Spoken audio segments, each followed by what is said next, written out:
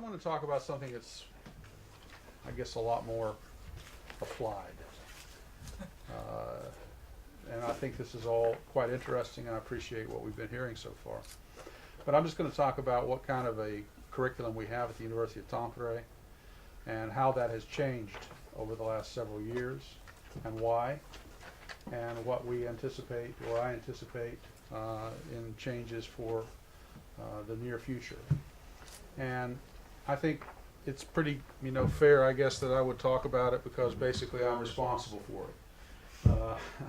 Meaning I've pretty well designed this thing myself, so if there's any parts of it that's good, I guess I get some credit. And for the parts that don't work very well, I suppose I must have to take all the blame. We will do a complete restructuring of the curriculum this autumn in 2014. And that means a kind of renewal process for the entire curriculum. But we'll start with some basic overview of the program itself.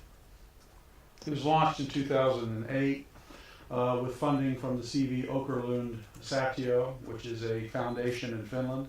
It is associated with the large regional newspaper in Tampere called Aamulehti, means morning paper. CV Åkerlund was originally the founder of this paper. He was also a banker and a few other things. And he was quite committed, this is late 1800s, he was quite committed to the importance of journalistic education in Finland, and he set up a foundation a trust in perpetuity, and that money is administered by a board, and then they decide on what kind of projects to finance each year. And in 2008, they gave a 5-year grant to the University of Tampere to set up a media management professorship with the goal, of course, of creating a program in this area. That was extended in 2012, and I've been reappointed through 2017. I was hired as the acting professor in 2008. I worked for 10 years for the Finnish National Broadcasting Company for the senior executive group at that company, and had a PhD from the University of Texas in Austin. And so I was hired to do this job, first just to create the curriculum in 2008. And then later I was hired as a professor beginning in 2009. So at least I know what I'll do through 2017, when I'll be 60 years old, by the way. Funding is still largely from what we call soft money, meaning it is provided by the Åkerlund Foundation and also now a second group, the Communication Research Foundation, abbreviated BTS in Finnish. And there's some amount of money that's also paid for by the school that I'm associated with, which is Communication, Media, and Theater. I guess they fund probably somewhere in the neighborhood of $30,000 a year. Most of that's extraordinary expenses, such as coming to this conference and being a president and that sort of thing. The money from the foundations largely pays for the salary that I have and some of those things, social costs. This is an international MA program that I'm responsible for, and it has become more important, they say, at least they say, to the University of Tampere because of the university's strategic intentions, which is to be less provincial than it has been in the past. Tampere is the second city in Finland, but it's located, a couple hundred miles north of Helsinki. Helsinki historically is far more international. And Tampere has been a far more bucolic or regional or provincial place, however you want to put that. Nice place, and I think it's an interesting town because it's probably the only town in Finland that is a university town. There's more than one there. There's also the Tampere University of Technology, there's polytechnic schools and so forth. So it has a nice vibrant atmosphere, but it has been pretty bucolic and provincial in certain respects. And now the university wants to become far more international with its profile and its connections. And so these kind of international MA programs have become, at least in principle, important for the university's future. Regarding students, I refer to each group as a cohort. It's a 2-year program. The first cohort was 9 students. They began in the autumn of 2009, although from the beginning the idea was this program would be international. In fact, I could not secure enough Finnish professors who were willing to teach in English for the first group, and so we had to take basically all Finns so that other teachers could teach in Finnish, and that kind of solved the problem, but it wasn't by nature then an international program. This did get solved with the second group of students who began their studies in 2011. and was an international group with students from the countries you see listed here as well as some others. Excuse me. The first group of students is already kind of completed. 7 of them have graduated out of 9, which is a pretty good average, I think, especially in Finland. For the second group, they're now they've begun their thesis already about a year ago, and 1 is done now, and I think 3 more will complete probably by August, September. There's always a few that don't, 1 or 2, either they just give up, or frankly, they're not good enough. But the vast majority do pretty well. And now I have a third cohort of 13 MA students, which began in autumn of 2013, also international, although 2 of them have dropped out. This for various reasons. One decided that it really wasn't his cup of tea, and the other one decided she'd rather live in Sweden. So we lost 2, but it wasn't anything that caused a heart rate for me, because 13 was quite a handful, to be honest about it. The 4th cohort will apply next December, and the successful candidates will start their studies in autumn 2015. So we revise and update our curriculum every second year in anticipation of the new group of students. What I'm going to do in a few minutes is talk about the curriculum we have today, and then compare it with the curriculum we had in 2011. And then finally, I'll talk about what we're planning to do, or I'm thinking to do for the curriculum revision this autumn. But just to give you some overview of kinds of thesis topics that we have, our students have done. This is only a few, of course, but I mean it gives you some flavor. Well, 1 student applied Kurt Lewin's model of change to assess change management in the newspaper company. I have 1 now that just finished, or just now defending actually diversity and cross-cultural training at the Canadian Broadcasting Corporation. That's the CBC in Canada. So you can see they're fairly good topics for a media management master's thesis. I mean, at least appropriate in principle, and quite a few of them have I think been pretty good. Now this next slide gives you an overview of how I originally conceived the program. In terms of, I had to have some kind of frame in order to build the coursework, and we did study. We had actually a conference in Tampere that involved the University of Westminster and the Communication University of China, the Johann Gutenberg University from Mainz.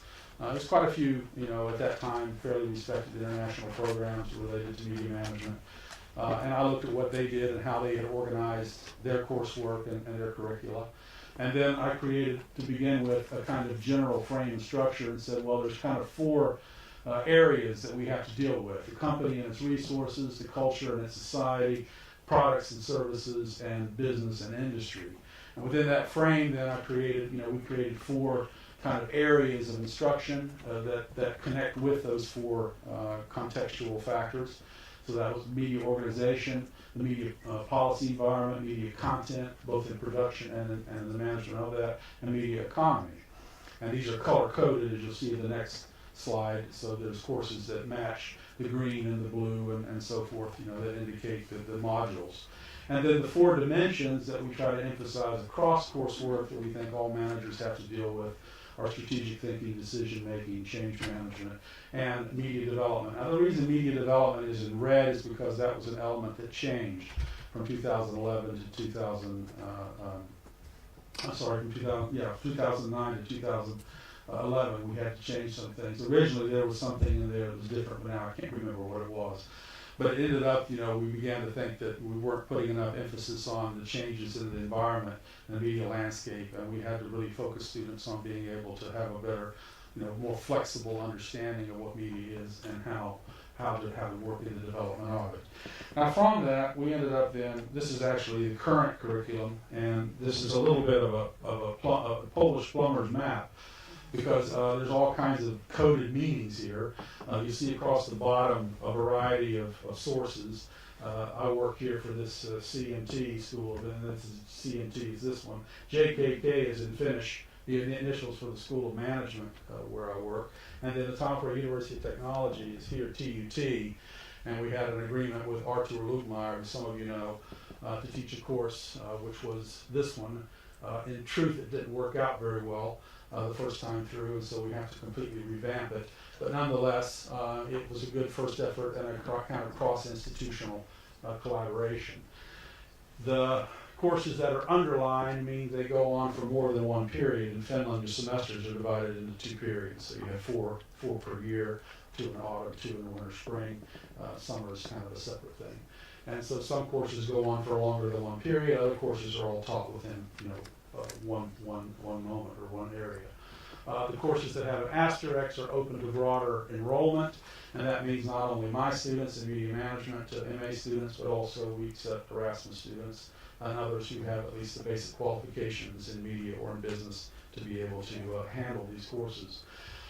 We have 2 courses in the media and society area. This is called Media Theory and Policy for Managers. It's in blue because it used to be called something else. And things that were changed, we put in blue. Things that were brand new appear in red. And things that have been continuing from the beginning are all in black. So that's what the Polish plumber's map adds up to. Now this is the area of the media and society. Here we have two core courses. One is the Media Theory and Policy for Managers. The other is about challenges in development in the digital environment. You can see that the university, well you don't see, but you should know the University of Tampere likes even numbers. They hate things like 7 and 6 and 3. So it has to be like 5 and 10, or each module has to add up to a kind of even number. So okay, we can do that. Even if it doesn't always make the most sense. This is the media organization module, 15 ECTS. This is the basic intake course that I teach that everybody has to take. This is a course, 2 courses that are taught by the JKK colleagues. One in strategy and marketing. The marketing was kind of a new element in this version of the curriculum. The next is organizational change, dynamics, and value networks. It's basically about organizational renewal and how you lead those processes.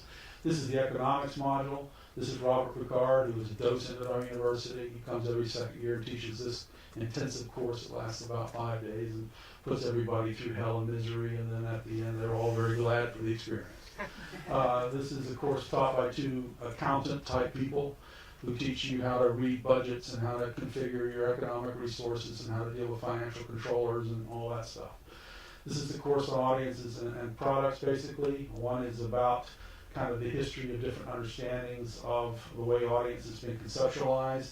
It was a new course this time. We used Napoli's book about the evolution of measurement, and then we used one by John Sullivan that's about the history of media research, and then a whole bunch of readings.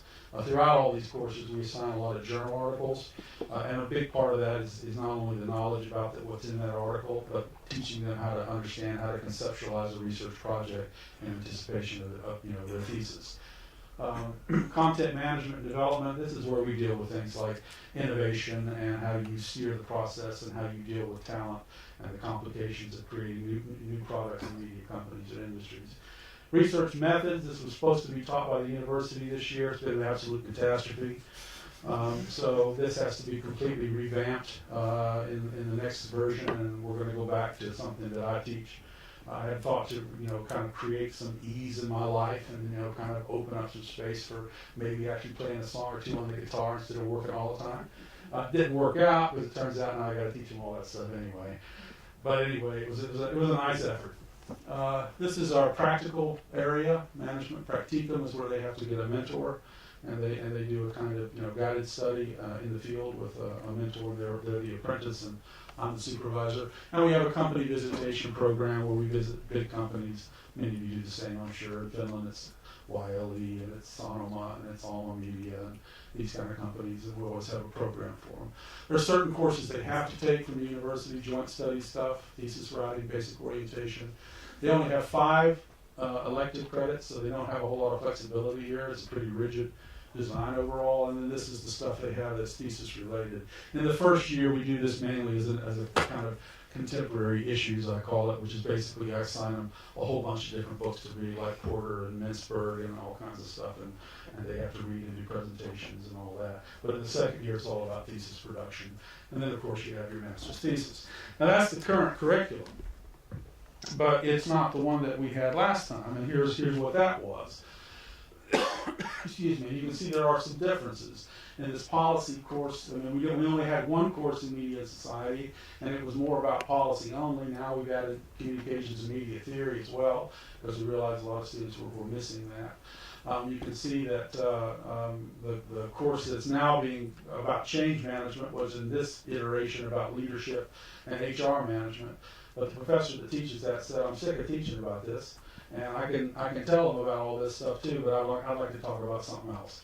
And what he wanted to deal with, the idea of organizational renewal and how to steer that, makes perfect sense and is well needed today, so there was no real problem. This is really what was called the electives now. We used to call it leveling and finalizing, which gave them an opportunity to do some particular guided study about a particular area that was relevant for their thesis. So for example, business students who didn't know enough about media could study about that, or media students who didn't know enough about business could study about that, and it would kind of level up or finalize certain work they were doing. This has not changed at all. This is all pretty well the same. This is the same. This, we added the audience course. This was the methods module, and we used to teach it in a way that was our way worked better. This was the quantitative course, which was assessment of markets. This was the qualitative course, which was assessment of organizations.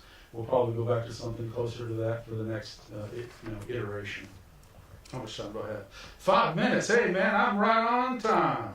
It's a rock and roll radio show.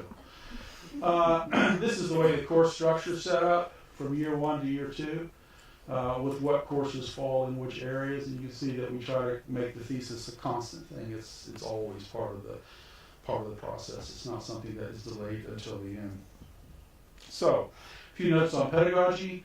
The last 6 months are all about their individual thesis projects. So basically, guided studies with me reading my life away and commenting.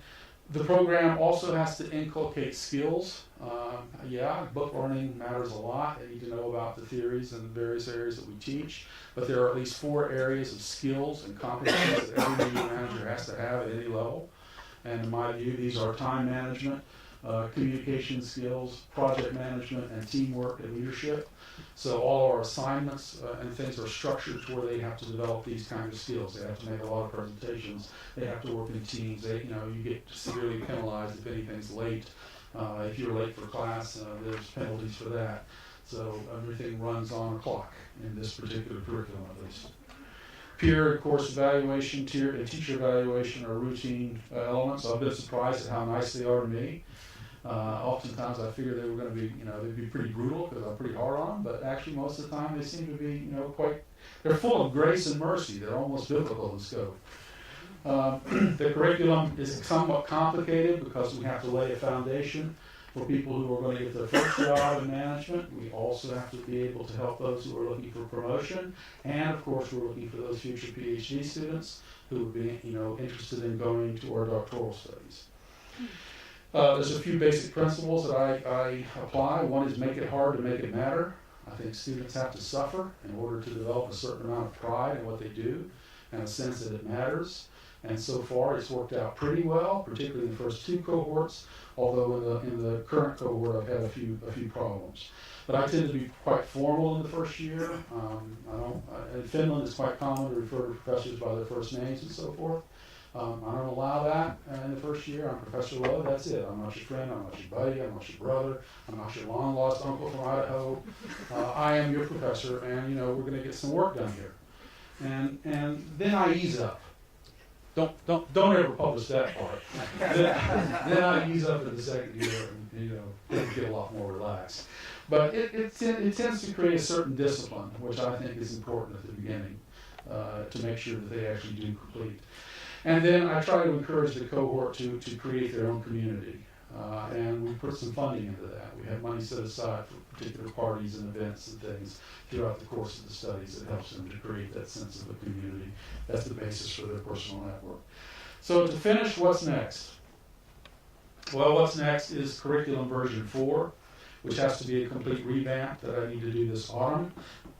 For the first time, I'm happy to say I will have a work group to collaborate with me on this. I realize that's somewhat of a mixed blessing because it also means keeping other people happy. Whereas in the current iterations. It's been more or less keeping, my own self happy. But I think in the long run, this is really important, and there are reasons for that. And part of the reasons is that we had a good evaluation process last year that confirmed that this program, although well done, and in many ways the evaluators said is a model for the university in these international programs, it's not integrated nearly enough with the wider faculty and the student body inside CMT. It's a bit too far on the margins. So having a work group that helps with the new curriculum should help solve some of that. My professorship will have to be either confirmed or discontinued in 2016, meaning that the soft money ends for sure then after a full 10-year period. And the university will either have to take me into the faculty or not. So obviously developing a much more collegial kind of connection is pretty important right now. We also are going to try to create more services for the upper level BA students in the journalism and mass communication area at least, and especially, and there will be need to be some more possibilities for broader international teaching and arrangements for some kind of, we're not sure how to work yet, but international exchanges in Europe. So that's where I'm at, and that's what I do, and it's pretty concrete.